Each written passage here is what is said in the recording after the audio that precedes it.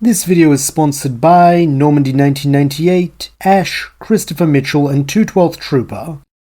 The well-worn backroads of South Dakota greet Team Tennyson like an old friend as the rust bucket trundles its way to Mount Rushmore, for once visiting not out of need to stop a world-ending threat, but for pleasure, as Grandpa Max has promised to show the kids the Psycholeopteron currently housed there before it is moved to a wildlife preserve out in space. Several months have passed since their return from Galvin B, and in that time everything has been quiet, almost eerily so, with Ben and Kevin speculating more than once if there's some grander plot afoot, something Gwen has been quick to call out as comics and video games melting their brains, while Max laughs that before the Omnitrix came along, this is how it was for years, nice and peaceful, so the boys should enjoy the peacetime while they can.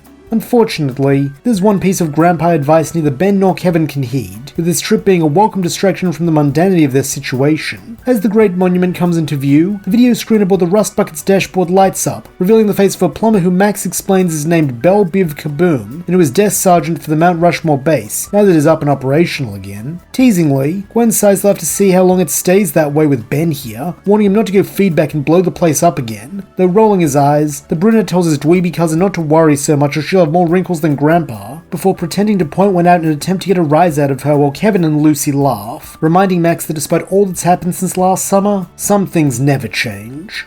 Entering through the hidden garage, Team Tennyson is surprised to see someone waiting for them, not Biv Kaboom, but a woman in a black uniform that sets Max's jaw to clenching, and who introduces herself as Agent Swift. Placidly, though in a voice that is clearly used to curt direct commands, Swift instructs the team to follow her, as the base's new acting commander would like to have a word with them, a claim that evidently displeases Max further, as he flatly asks if this new commander would happen to be another member of her group. Nodding, Swift confirms that Mount Rushmore is currently under the jurisdiction of their leader. Then, as she directs them further inside, Ben falls back a little to ask his grandfather what's wrong. Keeping his voice level, though unable to hide all his disdain, Max explains that Agent Swift and her compatriots are members of a Plumber Black Ops unit called the Rooters, who operate outside the usual chain of command and are known for doing the dirtiest jobs, the kind any real plumber would be ashamed to do yet which the Rooters insist are necessary for galactic stability. Silkily, a new voice insists that they are necessary, though he understands why a principled man such as Magister Tennyson would be opposed to the work he and his people do. Looking behind them, the group find the speaker to be a tall, lean, bald man with a black goatee, who extends a hand to formally introduce himself as Proctor Servantis, leader of the Rooters and current head of all Earth plumber affairs. Taking the hand as though it were dirty, Max states that he will do whatever is required of him to help get their wing of the plumbers back in fighting shape, a claim that makes Servantis nod, as he simply looks forward to working with him. He then turns his attention to the children, his eyes naturally darting first to the Omnitrix, as he leers that this must be the great Ben Tennyson. He's heard much about him and his exploits as bearer of the Omnitrix. Puffing out his chest, Ben grins that yeah, he's pretty awesome, causing both Gwen and Kevin to roll their eyes. Though seemingly unfazed by this braggadocio attitude, Servantis nods that he has no doubt. In fact, he would be most appreciative if Ben would give him a first-hand demonstration of his abilities. Speaking up, Max attempts to protest they're really just here to see the Psycholeopteron, though grinning broadly, Ben assures his grandpa this will only take a minute, before telling Proctor Beardo to lead the way. To Servantis' credit, he does not react to this at all, instead simply taking Agent Swift's position at the head of the group and guiding them down several corridors into a large open-plan room where a series of training robots stand sentinel in the corner. Figuring this is where he's meant to go, Ben runs out into the middle of the room, cheering that it's feedback time, only to slap down on the Omnitrix and find himself as grey matter instead. Well, that's not bad enough. As soon as Ben set foot on the training floor, the robots had come to life, and now begin wheeling their way towards him, practice clubs and stun blasters raised for an attack. While most creatures would be able to withstand such blows, a Galvin with its smaller body stands a much higher chance of being seriously injured even by the weaker lasers and clubs. Recognizing this, Gwen orders Servantis to turn the robots off, though seeing there's no time, Kevin takes a more proactive stance, placing a hand on the ground and absorbing the metal floor before rushing in and punching a robot who is about to squash Ben. In a grateful tone, the young Galvin thanks his buddy, and leaping onto his shoulder, uses that to springboard into a nearby wall panel and begins inputting a shutdown sequence. That is, if he can stay alive long enough to finish it, as having tracked Ben's movements, the other bots now all converge on him, forcing Kevin to clobber another one while Gwen casts a machine-disabling spell to take out a few more. This at last gives Ben enough time to finish his work, and as the shutdown signal transmits, the last few bots fall inert, bringing an end to the crisis. Letting out a deep sigh, Max runs to his grandkids and Kevin, pulling them all into a hug, while from behind him, Servantis applauds softly, claiming that he never doubted for a minute the legendary Ben Tennyson could handle himself, though he is pleasantly surprised that Kevin Levin's Osmosian abilities are already so advanced at such a young age. Grinning, Kevin agrees that he's gotten pretty good at absorbing, having evidently forgotten his previous scorn of Ben for bragging, though once more Servantis merely nods, telling the group to come along, as now they have indulged him, he will be happy to show them to the Psycholeopteran. Like in canon, the creature is housed in a specialized force field, with Agent Swift explaining that it has powerful hypnotic abilities before adding that it's almost a shame to get rid of it, as it could be incredibly useful for interrogation and intelligence gathering purposes. Though flatly, Max reminds her that it's a wild animal, not a tool. Smirking slightly, Servantis chuckles that Magister Tennyson really does not like his group, though in time he hopes the man will come to see that they are on the same side. In fact, however, what exactly the Proctor was about to say is lost on everyone, as at that moment a series of alarms start blaring. Rushing over to the nearest interbase comm unit, Servantis demands an update from Belbev Kaboom and the other plumbers in the command center, though all he receives is a series of screams as an enraged voice demands to know where is Ben Tennyson, a voice the heroes all know well, as it belongs to none other than Vilgax. Having timed out during the walk to the Psycholeopteran's pen, Ben lets out a frustrated grunt when he sees the Omnitrix is still recharging, though cautiously, Max suggests that maybe this is for the best, as that way Ben can stay back here where it's safe with Proctor Servantis while he, Gwen, Kevin and Lucy go deal with Vilgax. Scoffing, Ben laughs that as if he'd pass up a chance to tangle with Vilgeek after the snooze fest of the last few months, and as if the watch agrees with him, he chooses this moment to flash green. Letting out a happy whoop, Ben wastes no time transforming into Gax, and as he and his family step into the command center, the boy has to wonder if maybe that was overkill. From a glance, it is plain to see the last few months as a fugitive trapped on Earth have not agreed with Vilgax, as he looks disheveled and half feral, his cybernetic upgrades standing out like open wounds against his more sunbaked green skin. Nonetheless, upon spotting Ben, he attacks with the same ferocity as ever, lunging at him and attempting to pin the boy while pulling a large metal cylinder armed with wicked-looking prongs from his back. Worriedly, Max cries for Ben to get out of there, as that thing may have the capability to extract the Omnitrix, a claim which makes Gax's red eyes go wide as he frantically shoves his nemesis off him. Staggering back a little, Vilgax crashes into a mana wall courtesy of Gwen, though he does not stay here long, as a sudden flood of sludge from Lucy causes the Chimeran warlord to lose his footing and go tumbling into Kevin's waiting kick. Despite the seeming one-sidedness of the fight, Vilgax is not out of tricks yet, grabbing Kevin and hurling him into Lucy, while with his free hand he rakes his claws downwards, shattering Gwen's wall and almost cleaving her in half, until Max tackles her out of the way. Letting out a roar that this scumbag would attack his family, Ben then re-enters the fray, and attempts to pull Vilgax into a full Nelson, only for the villain to judo throw him and growl that even in his weakened state, he is still the most fearsome warrior in the galaxy. However, just because he is the most fearsome warrior does not mean he is without fault, as at that moment an electronic net slams into him from behind, pinning him to a wall and stunning him into submission. Looking around for the source, the team spots Servantis, now armed with a large launcher, as he blithely states that even the most powerful opponent can be fooled by the right tool. It's simply a matter of knowing what to exploit. In spite of himself, Max cannot help but agree, saying that he's glad Servantis was here, though modestly, the Proctor replies that he was simply carrying out the mandate of the plumbers, something he hopes Magister Tennyson will assist him with moving forward. Suspiciously, Max asks what exactly the other man has in mind, with Servantis mildly replying that since Bellwood's plumber base is still inactive, he would appreciate it if the Magister took up a position here as his second in command. Naturally, it would only be a temporary posting while he gets things up and running, and he would have plenty of chances to return home and visit his family, but it would be an invaluable service to their cause and planet if he could make use of the older plumber's experience. Having a feeling this is not the sort of request he can refuse, Max replies that he would be honoured to serve, though he'll need a few days to get his affairs in order. Waving a hand as though there's no concern at all, Servantis urges him to take all the time he needs, then with his other hand gestures for a couple of plumbers who had not fled to take Vilgax down to the holding cells, as he means to personally question him on how he knew Ben Tennyson was here. In the meantime, he believes it would be best if Magister Tennyson escorted Ben and the other children back to Bellwood for their own safety, to which Max nods and replies that Servantis took the words right out of his mouth. However, before they can go, the bald man approaches Ben and Kevin to inform them that he was quite impressed with both of their performances in that battle, as they have unmistakable talent and good instincts, the kind that would serve them well if they were to join the family business and become plumbers. Having heard this before, Ben largely shrugs it off, though for Kevin there is more intrigue, as he asks if this means Servantis knew his dad. Spotting the glimmer in the boy's eyes, Servantis nods, stating he was a skilled and dedicated plumber, and Kevin reminds him a lot of him, so if he would be interested in undergoing some training here at the base, he's sure that could be arranged. Speaking up now, Max protests that Kevin's a bit young to be in plumber training, isn't he? Though cocking his head as if he hadn't really considered it, Servantis replies that he supposes, though an argument could be made that Ben was too young when he found the Omnitrix, yet still he took that responsibility onto himself, and as a part alien, Kevin is eligible to begin basic training younger than a human. Flatly, Max states that those two circumstances are different, as Ben never had a choice in the matter, while Kevin still has plenty more time to be a kid before he has to worry about plumber work. Then, placing a hand around the boy's shoulder, he begins leading him and the rest of the kids back to the rust bucket, as the safest place any of them can be is away from the rooters.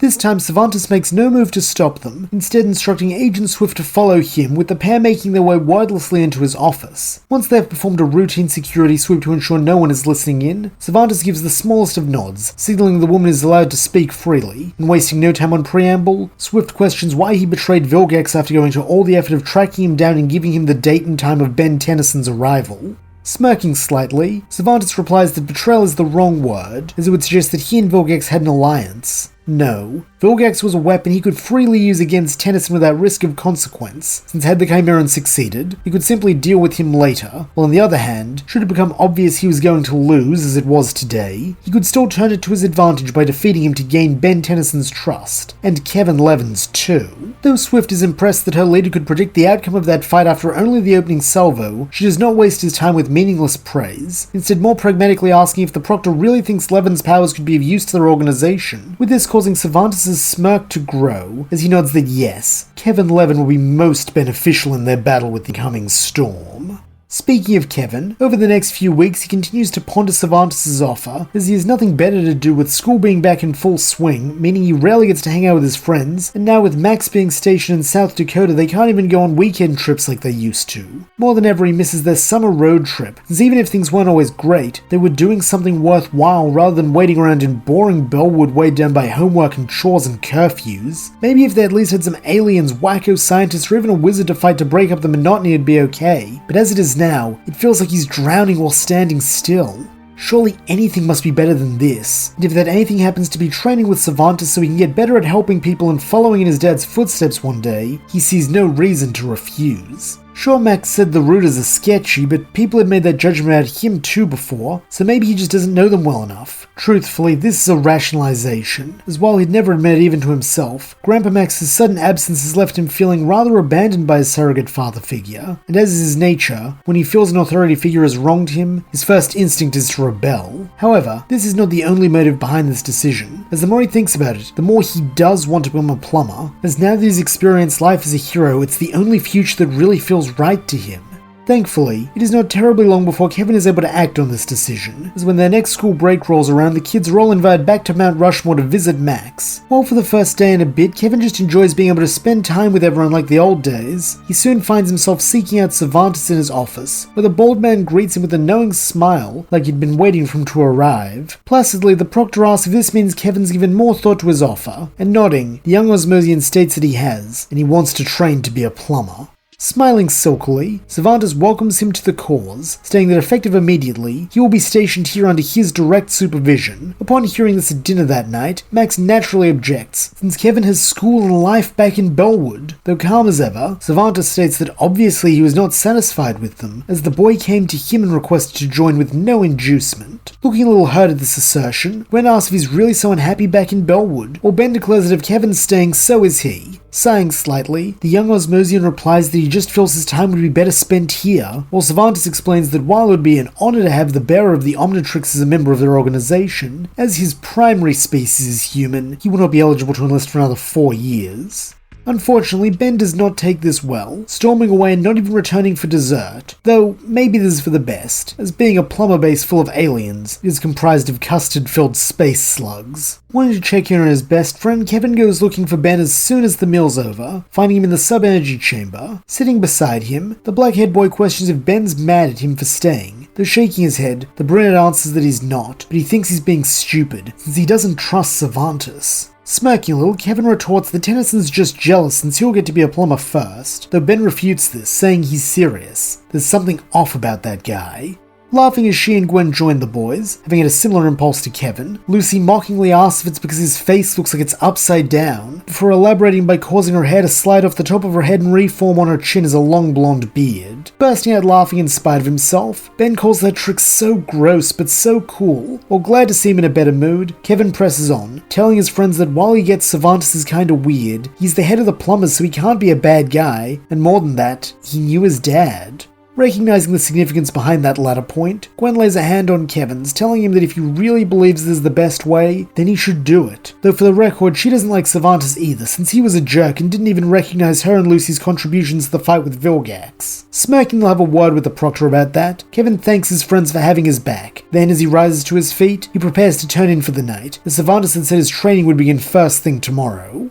When Servantis said first thing, he meant it, as the following morning Kevin is awoken at 4 AM by a large mute man in Rooter attire, who upon dragging him into the training room is introduced by Servantis' agent Leander. As it turns out, Leander is a combat specialist, meaning Kevin's lessons begin with hours of rigorous hand-to-hand drills against a man whose blows leave dents in his metal coating and cracks in anything else when he absorbs matter to even the playing field. Following this, Kevin is assigned to work with Agent Swift, whose specialty is sharpshooting, showing off many different ways to not only use laser pistols and rifles, but also how to channel his absorbed energy into something more concentrated than an erratic blast, which due to its compact size has more range and punch. Finally, in the afternoon, Kevin trains with Servantis himself, though unlike the others, his teachings are mixed as he instructs the boy on several disciplines including infiltration, command, and interrogation. To say the Proctor is a perfectionist would be an understatement, as he will not even tolerate the slightest mistakes, making Kevin go back to the beginning of an exercise every time he catches one, with this understandably frustrating the hot-headed youth, who cannot understand how this stuff is meant to teach him to help people as a plumber. In fact, he rarely has any interactions with other plumbers, with Max in particular always being rostered onto some focus-intensive duty whenever he has free time, so the three rooters are the only people he sees with any frequency, as they serve as his sole instructors. Being perceptive enough to recognize how odd this is, Kevin confronts Servantis a couple of days into his training. However, rather than being upset, the Proctor merely congratulates Kevin as he has just passed the observational test. Yes, he is exclusively being trained by rooters, because that is where his highest and best use is, not among the rank and file, but as part of their specialized unit. Remembering Grandpa Max's words, Kevin asks why Servantis thinks he even wants to be a rooter and do all the plumber's dirty work. Though smiling paternally, the Proctor replies that the rooters are not what he thinks they are, as for all his good qualities, Magister Tennyson has a rather unfair bias against their organization, and has most unfortunately passed that on to Kevin. Despite what he has been told, the Rooters are not some sinister splinter faction. They are simply an arm of the Plumbers authorized by the Magistrata to cut through the red tape, so they can protect those in need without fear of bureaucratic interference, since as Kevin well knows, sometimes decisive action is required when lives are on the line, and in such cases, it is better to ask forgiveness than permission.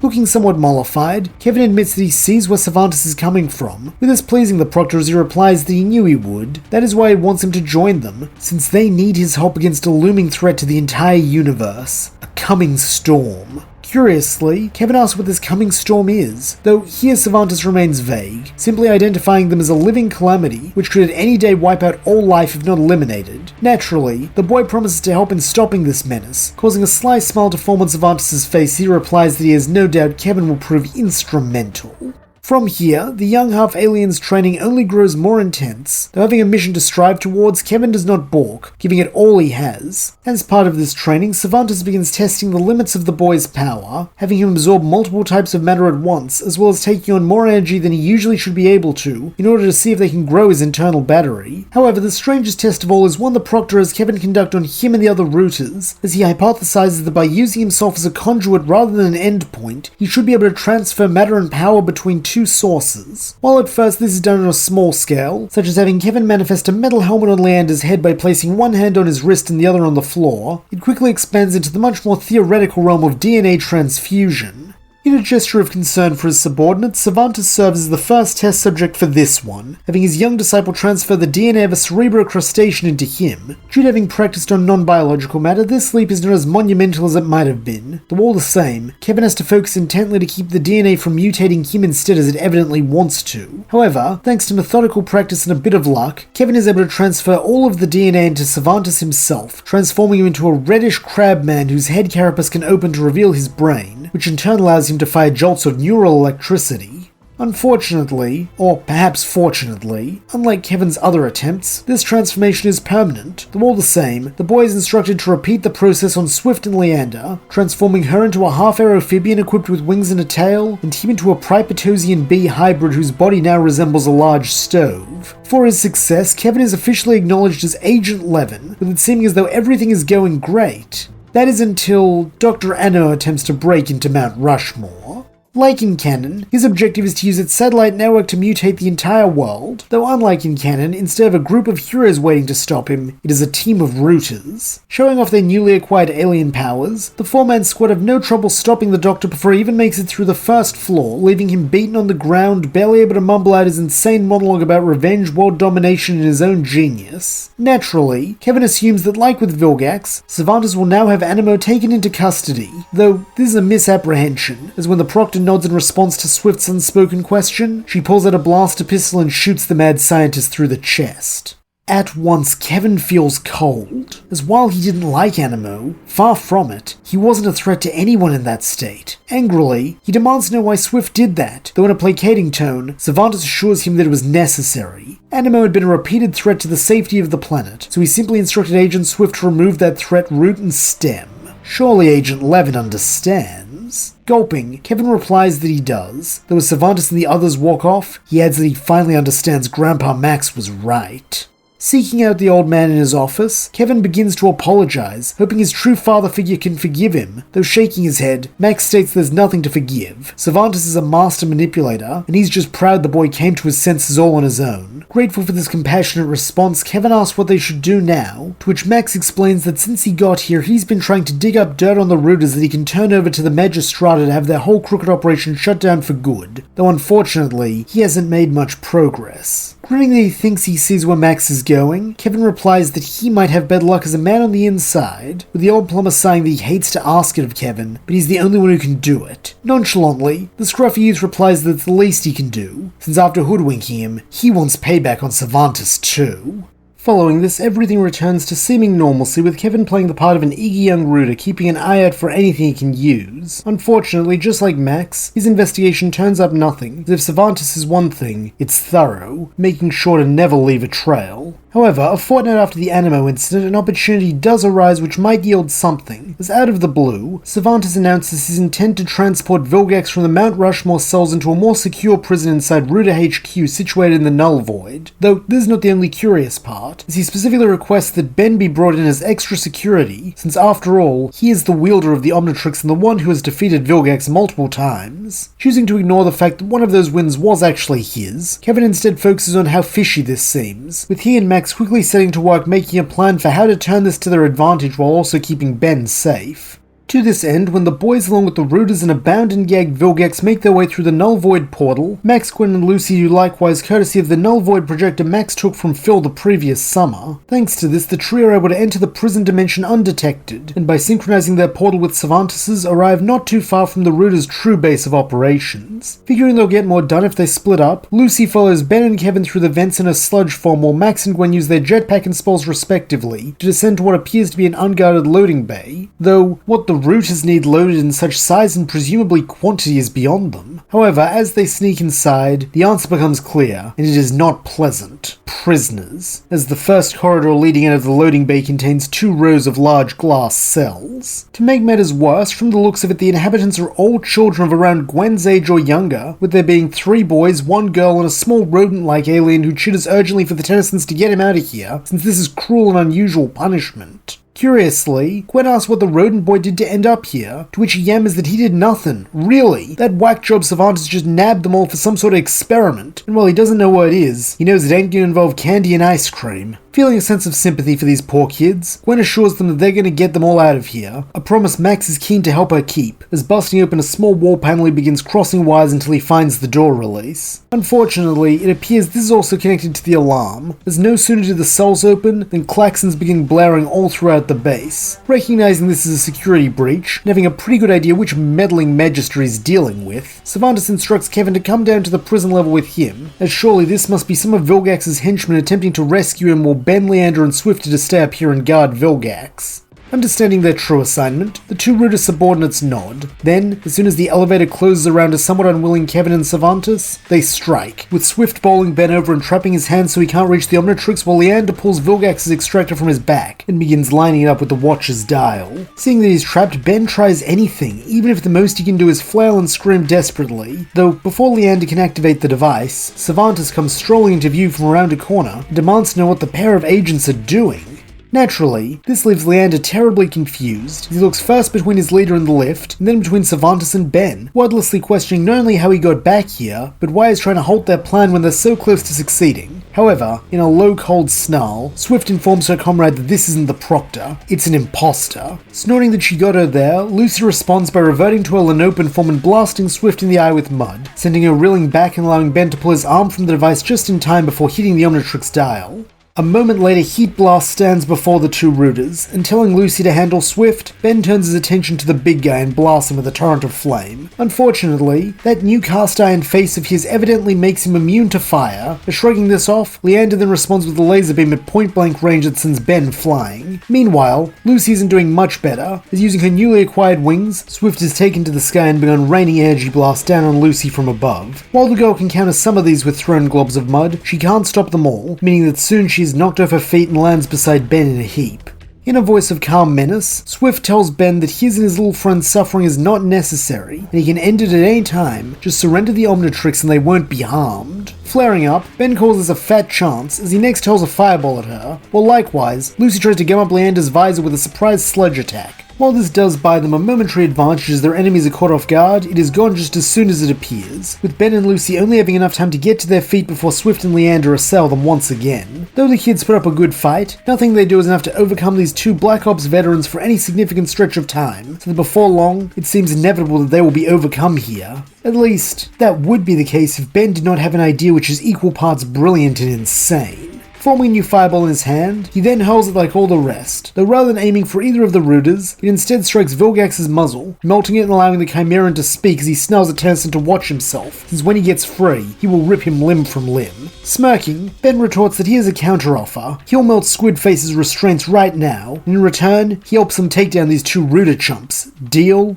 Letting out a frustrated growl, Vilgax reluctantly assents, and not needing anything more, Ben bathes him in a burst of his flames. As promised, this is enough to release the Warlord from confinement, and as he steps forth and activates his arm rods, both Swift and Leander turn their attention away from the children. Not that it will do them much good, as in an instant Vilgax is upon them, driving an uppercut into Leander's faceplate that leaves a deep dent, and grabbing Swift by the tail before hurling her into a wall. Understandably, neither Ruder gets back up after this, leaving just Ben, Lucy, and Vilgax, and as the Pyronite and Chimeran glare at each other, an air of tension fills the base. However, it seems now is not the time for a rematch, as shrinking his arms back to normal, Vilgax rasps that next time they meet he will crush Tennyson and take the Omnitrix, though for now, he intends to escape this accursed dimension, just as he did when Levin trapped him in here. Speaking of Kevin, by now he and Servantis have descended to the prison level, finding Gwen, Max, and the human children, as the rodent boy had fled at the first sound of sirens. Knowing Kevin will never believe his close friends are in league with Vilgax, Servantis tries a more oblique strategy, suggesting they must be the victims of mind control, with that being why Max has been so distant since the Warlord was captured, so Agent Levin must help him apprehend them, so he can get them back to the lab and use his new cerebro-crustacean powers to free them from Vilgax. Smirking slightly, Kevin bends down and coats himself in metal from the floor, before shifting his hand into a wrecking ball on a chain, and stating that it's lights out. Grinning a somewhat maniacal grin now, Servantis encourages the half-Osmosian to get these intruders, though with these words, Kevin's smirk grows, as he replies the Prox misunderstood. It's lights out for him.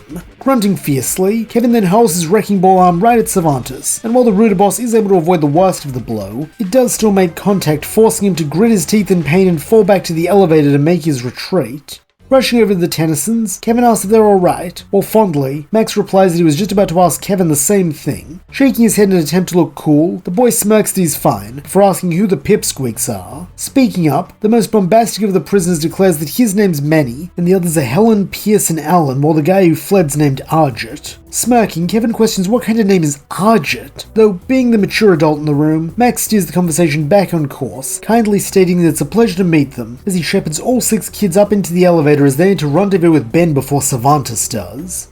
Surprisingly, when they reach the ground floor, only Ben and Lucy are here, suggesting Servantis must have chosen to get off on another level, with it yet to be seen if this is a blessing or a curse considering how wily the Proctor can be. Figuring there's no place for children, Max instructs Ben, Gwen, Kevin and Lucy to get the captured kids through the portal and stay there, while he's gonna stick around a little longer since this is the best chance he's got to find that dirt he was looking for. To the surprise of no one, all 4 of the Team Tennyson kids ardently refuse, since there's no way they're leaving Grandpa Max all alone in this awful place. Sighing slightly, Max attempts to make the kids see sense, though this is a vain effort, as Ben protests that even if he wanted to, he needs to stick around to find out why Servantis wanted his goons to steal a watch, while beside him, Gwen, Kevin and Lucy all state that if Ben's staying, so are they. Seeing that he can't win this fight, Max tells them to come on, though someone still needs to get the prisoners through the Null Void projector, a task Lucy volunteers for, telling their new friends to follow her, while Ben, Gwen, Kevin and Grandpa Max head deeper inside. As they go, the voice of Servantis jeers that they would have been wiser to leave when they had the chance, since he's already in the process of erasing all the data in their computer banks, so Magister Tennyson has no chance of completing his painfully obvious data gathering mission. Though, if they wish to test the veracity of his claim for themselves, they're of course free to, assuming they can make it out before the auto-destruct triggers. Worriedly, Gwen asks if the others really think this place is gonna blow, with Kevin grunting that he's not sure. On one hand, Servantis is a liar, so we wouldn't put it past him to try and scare them away like this, though on the other, part of the router's MO is to never leave tracks, and one of the most surefire ways to guarantee a trail runs cold is to blow it up.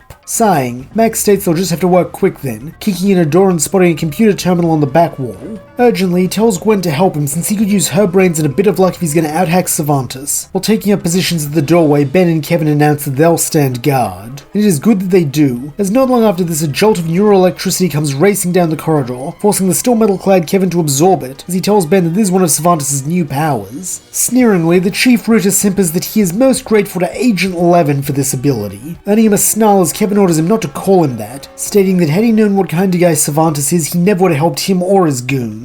Cackling under his breath, Servantis asserts that in his heart Kevin did know, and while he might not have liked what he saw, he knew it was necessary. Peace and security can only exist because people like them are prepared to shoulder the burden of the ugly work required to maintain it. That is why the Rooters were created, to protect the universe from threats the regular plumbers can't, and right now, the biggest threat is not him, but the boy who stands at Kevin's side. So while it is not easy, he will ask him once more, be the hero this universe needs, and help him defeat Ben Tennyson, for he is the coming storm.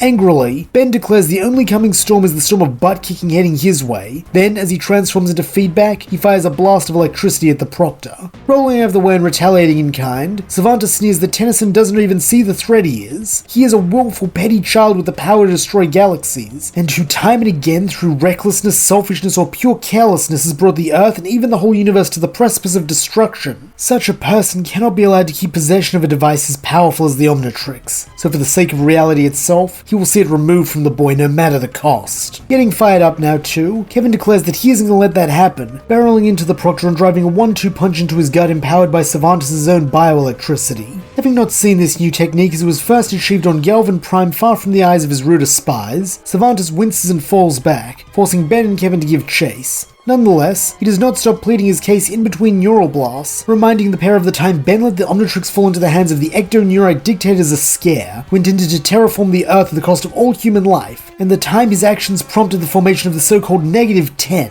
a villainous coalition who managed to access the sub-energy which they intended to use to conquer the Earth. Though, both pale in comparison to when the Omnitrix almost self-destructed due to his thoughtless arrogance, which would have wiped out the entire universe. The evidence is all there. Ben Tennyson is a cosmic threat, who even today used the incredible abilities of the Omnitrix to free Vilgax, one of the worst war criminals in galactic history, just so we could hold on to his power. Hearing all this laid out, even by a creep like Servantis causes a knot to form in Ben's stomach, as he'd never considered all the times he'd put people at risk like that. Though standing by his buddy, Kevin retorts that he also fixed all those mistakes, putting himself on the line and going above and beyond to save everyone, while Servantis and his Rooters hid out here and did nothing, so he has no right to talk about Ben or anyone else. Seeing that reason is lost on these emotional children, the Proctor focuses on the combat at hand, using his acrobatic training to grab hold of a pipe running along the ceiling and swing both feet into Kevin's face for a painful double kick before dropping down and sweeping Feedback's legs. Nonetheless, the boys are no slouches either, as using the moment where Servantis was focused on Kevin to charge up, Ben unleashes a point-blank electrical pulse that stuns the Rooter, while also recharging Kevin for the sort of blast Agent Swift taught him to make, that Servantis only narrowly dodges, while hastily retreating a little further. Recognizing the slippery weasel will keep playing hit and run for as long as he is able, Ben suggests they split up, with him attempting to maintain the frontal assault while Kevin uses some of that sneaky Rooter training to get behind Crab Puff and pincer him. Smirking that his best friend's actually thinking for a change, Kevin and Ben then bump fists before breaking apart and heading off in opposite directions. For Ben, this is further down the corridor, making a show of firing off bursts of electricity to keep Servantis focused on them and not the absence of Kevin. Evidently, this seems to work, as coming to a stop, the Rooter leers that perhaps it's time he tested the strength of the Omnitrix bearer personally, charging up a mega brain burst and firing it right at Ben, who meets it with a blast of electricity from his hands. Where these two attacks meet, red and blue lightning crackles, casting shadow on the walls and floor, as the pair begin a deadly game of tug-of-war, attempting to push the other's beam back into him. As a conductoid, Ben should have the advantage as Feedback eats, breathes, and sleeps electricity, though the opposing power source in this case is Servantis' brain, a mighty weapon indeed. While one might briefly gain the upper hand, the other is quick to redouble their efforts, forcing them back into a stalemate, with it seeming as though this could go on forever. Or rather, it could if not for one rather critical factor, the Omnitrix's timeout function, as suddenly, a new red light begins to flash, while the dreaded beeping fills the corridor. Cackling that he's won, Servantis prepares for one last push, though before he can, he feels a heavy weight collide with his back as Kevin leaps onto it and lays both hands on Servantis' exposed brain, draining the neural shock faster than the Proctor can produce it. In an instant, Servantis' defenses crumble as he is unable to keep up the beam clash, and knowing he doesn't have a second to spare, Ben unleashes all his stored up power just as he reverts to his human form, meaning all three of them hit the ground at the same time, Ben out of fatigue, while Kevin and Servantis are bowled over by the blast.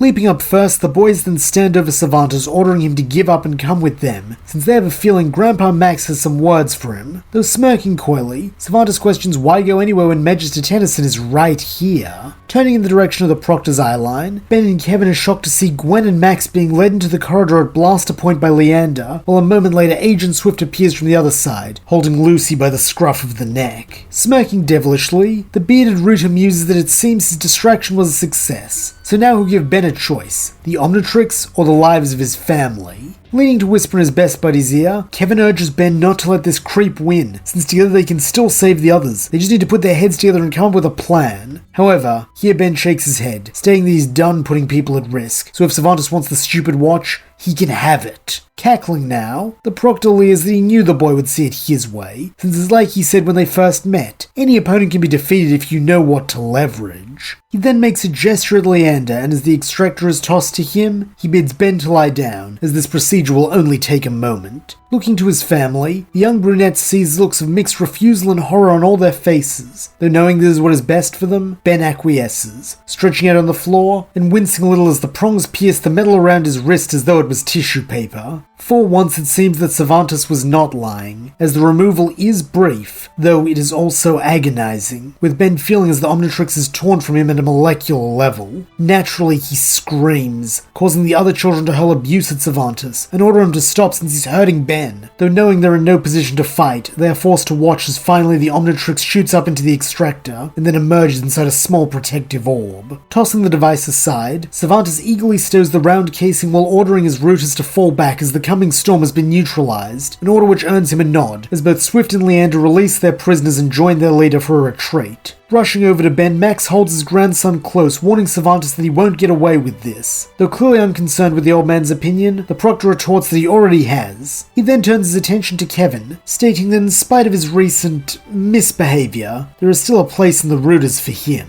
An offer the boy scoffs at, scowling that Feedback must have fried the Proc's brain, since he's delusional, before joining the rest of the Tennysons intending to Ben. While Servantis is clearly disappointed with this outcome, he does not press the issue, instead simply giving the enigmatic reply that their business is not yet concluded, before vanishing into the darkness with his subordinates. As they go, everyone questions Ben on if he's alright, and while clearly disheartened, the boy nods that he'll be fine, clearly more concerned for if the others are unharmed, with Max apologizing that it's his fault Leander got the jump on them, while Lucy huffs that she was making her way back inside when Swift grabbed her. Furrowing his brow, Kevin asks if they at least got some dirt on Servantis and those kids to safety, to which Lucy nods while Gwen says they got a little bit, but not enough to shut the Rooters down like Grandpa hoped. As a result, it is a rather dispirited Team Tennyson that returned through the Null Void portal a few minutes later, having stayed only long enough to watch the base go up and confirm there's no trace of the Rooters they can follow. During the drive back to Bellwood, Ben doesn't say a word, a fact which troubles everyone as they all try to engage him in conversation or distraction, all of which fails. Ultimately, though, it is Gwen who gets Ben to speak. Sliding into the seat beside him, she solemnly thanks him for what he did back there, and apologizes that she got caught since it can't have been easy to give up all that alien power to save her grandpa and Lucy. Shaking his head, Ben replies that's where she's wrong. It was easy, since it wasn't even a question in his mind, and he's not mad at her or anyone else. He's mad at himself. If he hadn't let Servantis stroke his ego so he'd go into the Rooter base, this never would have been an issue. Sliding in on Ben's other side, Kevin gruffly tells his bud to save some of that blame for him, since he's the one who got suckered in by Servantis and gave him the power he needed to beat them. So he's sorry too, but he's gonna make it right. Looking over at the black-haired boy, both Gwen and Ben question how he's going to do that, to which Kevin replies that he's going to use the tricks Servantis taught him to track him down, since the Rooters are still part of the Plumbers, so once he's inside, he can use that to find them, and the Omnitrix. Grimly, Gwen states rather than asks that he still plans to join the Plumbers after all then, with Kevin nodding that for all his faults, Servantis helped him realize that's what he wants to be. He wants to help people and protect them from bad guys. If one of those people is his best friend, then there's no reason to sit around waiting any longer.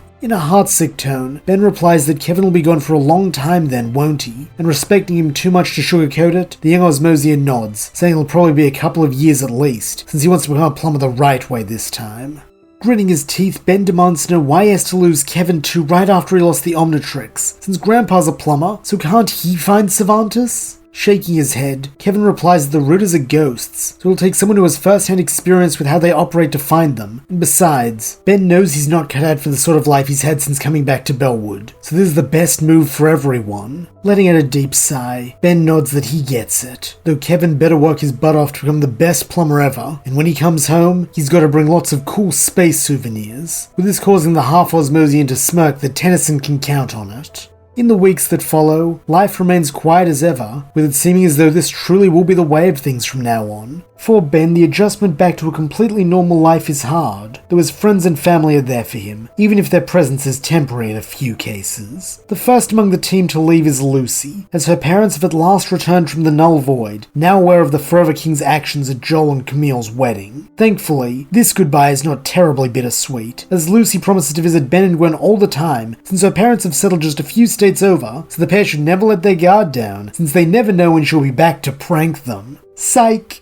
While the team are all sad to see her go, this is nothing compared to what they feel when the day finally arrives for Kevin to leave. Having been admitted into the Plumber Academy as a first-year cadet because of his father's prior service and a good word from Max, the young man is collected by Magister Prior Galil, and as the pair head for the Magister's ship, Ben, Gwen, Max and his mother are all assembled to see him off. The first to speak is his mother, as she bends down to his level to say that while she'll miss him, she's proud of him for following his dream, and that were he here, she knows his dad would be proud too. Following this, Max steps up to clap Kevin on the back, beaming that he knows he'll make a great plumber, while Gwen tells him to study hard and plants a small kiss on his rapidly reddening cheek for good luck. Then, it is Ben's turn, though unlike the others he does not immediately approach, instead staring at his shoe and kicking the ground as he awkwardly tells Kevin, "So long then." Nodding, Kevin agrees that yeah, it'll be a while, with both staying where they are. Confused, Gwen asks her grandpa why these two doofuses are acting so weird, though smiling fondly, Max explains that neither wants to say goodbye to their best friend, though give it time and they'll come around. Having no patience for the posturing of Earth children, Magister Galil states that if that's everyone, they'll be going now. Though seeing his chance slipping through his fingers, Ben almost involuntarily calls out to Kevin that he'll miss him. Perking up as well, Kevin replies that he'll miss his buddy too. Then, before anyone can react, the pair leap into a hug, clapping the other on the back and reaffirming that they're the best friend they've ever had. Grinning a little, Max chuckles that he told Gwen they'd figure it out, though she just shakes her head and mutters that boys are idiots. Though, that was kinda sweet. Breaking apart now, the two young heroes promise to call each other loads, and when Kevin gets back to Earth, they'll kick some bad guy butt for old time's sake. Then, with this promise made, Kevin steps back to stand beside the Magister, allowing them both to be transported up to the ship hidden in orbit. While he cannot see it, and surely Kevin cannot see him, Ben reaches out with both arms to wave vigorously in the direction of the departing spacecraft. Though, in doing so, he spots his empty wrist. Even now, it is still weird thinking that he can't go hero anymore, and while the loss still stings, he does not regret his choice. Grandpa has assured him that in time, he'll get used to it, which he supposes he'll have to, just like he'll have to get used to Kevin not being around. Though, in his heart he knows neither of these absences are forever, as one day, he'll get the Omnitrix back, and have his best friend by his side once again, and when that day comes, it'll be hero time.